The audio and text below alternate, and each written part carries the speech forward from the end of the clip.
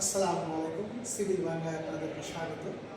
এবারে আপনাদের দেখাবো টোটাল হার্ডনেস অফ ওয়াটার। তো হার্ডনেস আমরা করব ডিজিটাল টাইটোটর দিয়ে। এটা হলো ডিজিটাল টাইটোটর। ডিজিটাল টাইটোটরের সাহায্যে আমরা টোটাল হার্ডনেস করব। এটার জন্য আমাদের ইন্ডিকেটর লাগবে হলো ManVer hardness indicator. ManVer hardness indicator. এরপরে লাগবে হলো বাফার সলিউশন হার্ডনেস 1 pH 10। এরপরে লাগবে হলো কার্টিস। এটা হলো কার্টিস EDTA tetrasodium salt. EDTA tetrasodium salt. এটার মোলারিটি হলো 0.800 প্লাস মাইনাস 0.004।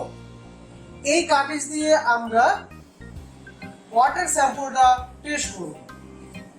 এই প্রসিডিউরের নাম হলো হ্যাক প্রসিডিউর। আমাদের এই হলো প্রসিডিউর। হ্যাক প্রসিডিউরে আমরা কাজ করব। এখানে বিভিন্ন ধরনের রেঞ্জ দেওয়া আছে এবং কার্টিসের মোলারিটিটাও দেওয়া আছে। কার্টিসের যদি হার্ডনেসের পরিমাণ আমাদের এখানে কম হয়ে যায়, আমরা যেমন ড্রিঙ্কিং ওয়াটার, রিভার ওয়াটার, আমরা জানি তুলনামূলকভাবে এই ওয়াটারে হার্ডনেস কম থাকে। সেক্ষেত্রে দেখেন 0.0800 একটা কার্টিস। এরপরে আর একটা কার্টিস আছে দেখেন 0.800। এই দুই ধরনের কার্টিস দিয়ে আমরা ব্যবহার করতে পারবো। এখানে দেখেন একটা রেঞ্জ দেওয়া আছে।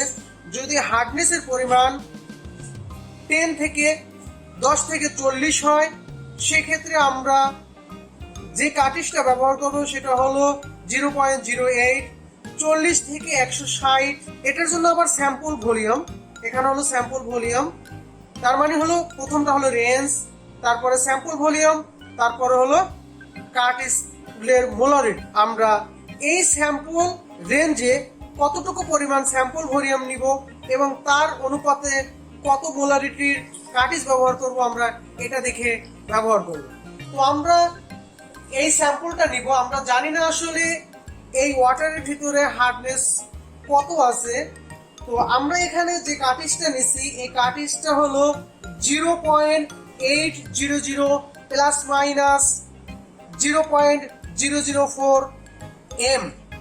এই কার্টিসটা যেহেতু নিব, সেহেতু আমাদের এখানে যে রেঞ্জটা আছে দেখেন 100 থেকে 400। 100 থেকে 400-র ভিতরে যদি আমাদের এই হার্ডনেসটা হয়ে থাকে, তার জন্য আমার স্যাম্পল ভলিউম নিব 100 এবং এটার মাল্টিপ্লাই ফ্যাক্টর, এটা হলো ফ্যাক্টর, এই রেঞ্জটা হলো ফ্যাক্টরের। আমরা যেহেতু এই রেঞ্জে কাজ করব, তার মানে হলো এই রেঞ্জের ফ্যাক্টর হলো 1.0। ওকে, আমরা এবারে শুরু করি। আমরা ডিজিটাল টাইটোটরের মধ্যে কার্টিসটা প্রথমে সেট আপ করব, এরপরে এটার মাথাটা লাগাই দিব।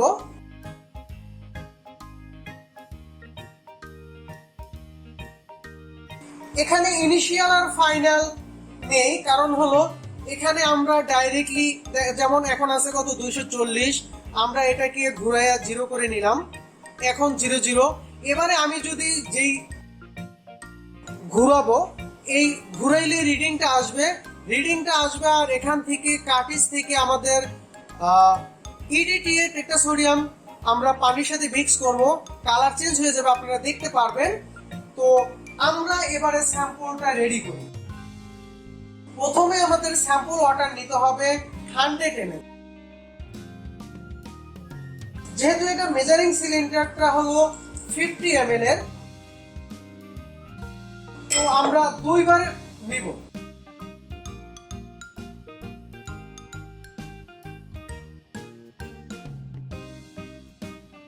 স্যাম্পল ওয়াটার নিয়ে নিলাম। এবারে হলো আমাদের 2 ml buffer solution hardness 1 pH 10 add করব এই পানির মধ্যে।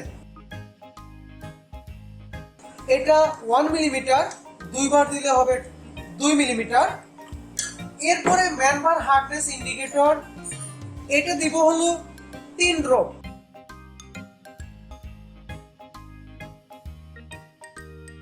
পানির কালার চেঞ্জ হয়ে গেছে, দেখেন পিঙ্ক হয়ে গেছে। এবারে হলো আমার যে কার্টিজ আছে এটা দিয়ে হলো আমরা এবারে এটাকে দেখেন জিরো করে নিচ্ছি, জিরো করে নিলাম। এবারে হলো আমরা টাইট্রেশন করব, টাইট্রেশন করব, কালারটা বেগুনি হয়ে যাবে।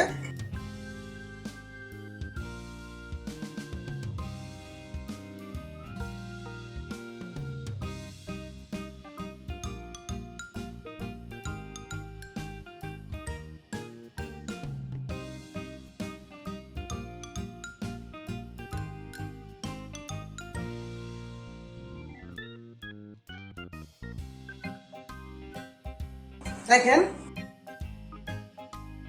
ওকে, কালার পেয়ে গেলাম। এবারে আমাদের রেজাল্ট দেখেন 223।